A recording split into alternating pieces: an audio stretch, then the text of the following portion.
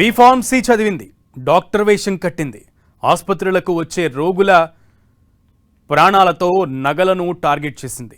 వికారాబాద్ జిల్లా నవాబ్పేటకి చెందిన గౌండ్ల శిరీష తన భర్తతో కలిసి దోపిడీలకు కొత్త రకం స్కెచ్ వేసింది.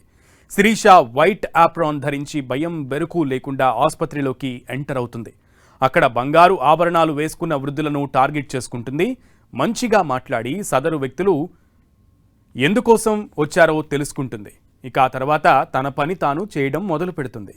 ముఖ్యంగా ఆపై తనకి తెలిసినటువంటి వైద్య పరిజ్ఞానంతో చికిత్సకు సంబంధించిన పలు రకాల టాబ్లెట్స్, ఇంజెక్షన్ల పేరు చెబుతుంది.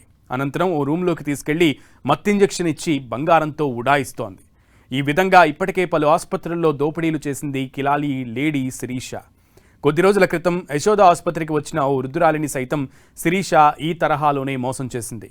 డాక్టర్గా నమ్మించి బంగారు ఆభరణాలు కాజేసింది. దీంతో మార్కెట్ పోలీసులు ఆమెని పట్టుకోవడానికి ప్రయత్నించారు. కేసు నమోదు చేసినటువంటి పోలీసులు సికింద్రాబాద్ యశోద ఆసుపత్రికి చేరుకుని సీసీటీవీ విజువల్స్ పరిశీలించగా కిలాడి లేడీ శిరీష కనిపించింది.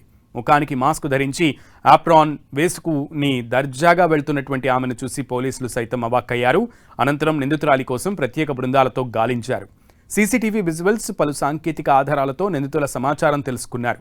అనంతరం టాస్క్ ఫోర్స్ అధికారులతో కలిసి మార్కెట్ పోలీసులు జాయింట్ ఆపరేషన్ చేపట్టారు. ఆకస్మిక దాడులు చేపట్టి నిందితురాలు గౌండ్ల శిరీషతో పాటు ఆమె భర్త సాయి కుమార్ను అదుపులోకి తీసుకున్నారు. వారి దగ్గర నుంచి 11 తులాల బంగారు ఆభరణాలు, కారు, సెల్ ఫోన్లను స్వాధీనం చేసుకున్నారు. శిరీష బీఫార్మసీ చదవడంతో టాబ్లెట్లు, ఇంజెక్షన్లపై అవగాహన ఉందని పోలీసులు తెలిపారు. ఆమె యశోద ఆసుపత్రితో పాటు ఫిలింనగర్లోని అపోలో హాస్పిటల్, చందానగర్ సిటిజన్ ఆసుపత్రిలో సైతం ఇదే విధంగా చోరీకి పాల్పడినట్లు పోలీసుల విచారణలో తేలింది.